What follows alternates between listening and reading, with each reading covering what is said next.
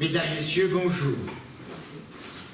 Je ne sais pas si vous êtes comme moi, mais j'ai remarqué que chaque fois qu'un rabbin devait prendre la parole en public, il commençait, je ne dirais pas toujours, mais souvent, par raconter une petite histoire qui devait illustrer les propos qu'il s'apprêtait à tenir. Alors j'ai voulu agir de la même façon, mais je ne suis pas arrivé. Aussi, je me contenterai de citer une pensée d'un rabbin que vous devez connaître, puisqu'il s'agit du rabbin Léon Ashkenazi, plus connu sous le nom de son totem, Manitou, qui disait « Le plus grand blasphème dans le judaïsme, c'est l'ignorance. » N'ayant pas de petite histoire à vous raconter, ouvrons ensemble la porte de la grande histoire qui va permettre à notre colloque du centenaire 14-18 de se montrer moins ignorant. Dans l'après-midi du 28 juin 1914, lors d'une visite officielle de l'archiduc François Ferdinand, prince héritier de l'Empire austro-hongrois, accompagné de son épouse, la duchesse de Hohenberg, Sophie Chotek, tous deux sont assassinés par un jeune étudiant nationaliste serbe, Gavrilo Princip.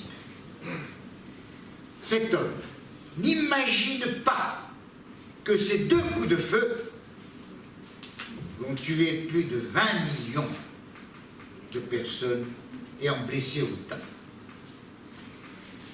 Dans cette première guerre mondiale, la communauté juive de France et les juifs d'Algérie, qui sont citoyens français à part entière depuis deux décrets de Crémieux du 24 octobre 1870, vont faire preuve de patriotisme au-dessus de tout éloge.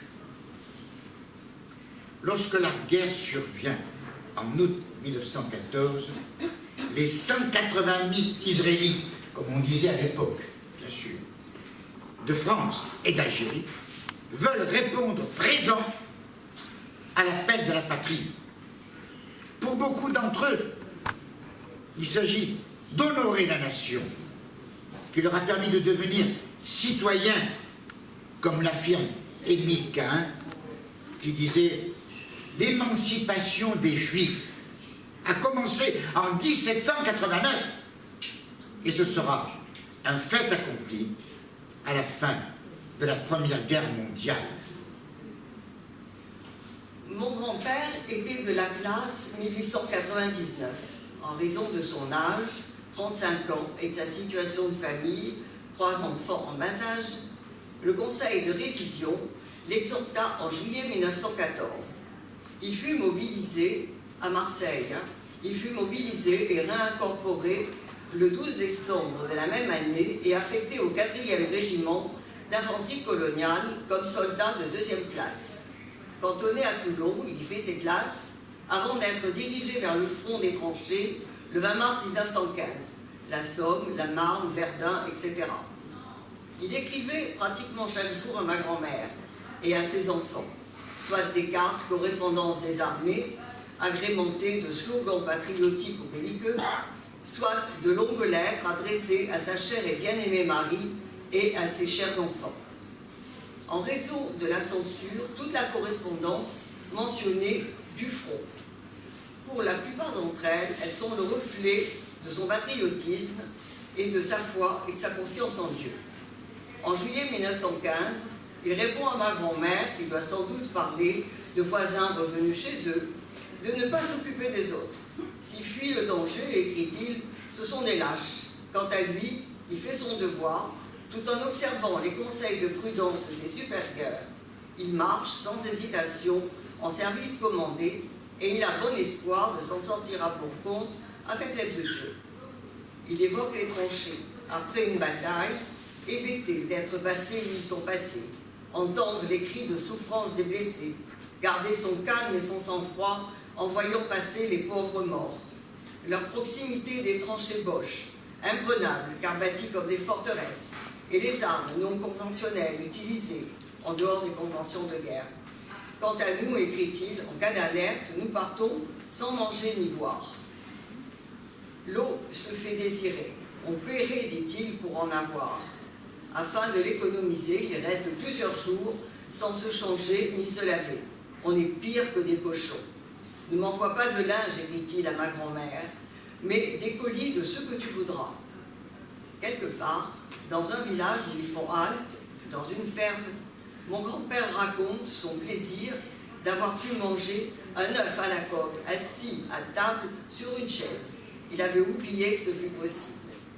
Plus loin, leur arrivée dans un village au bord d'un fleuve, sans doute la Marne, totalement dévasté.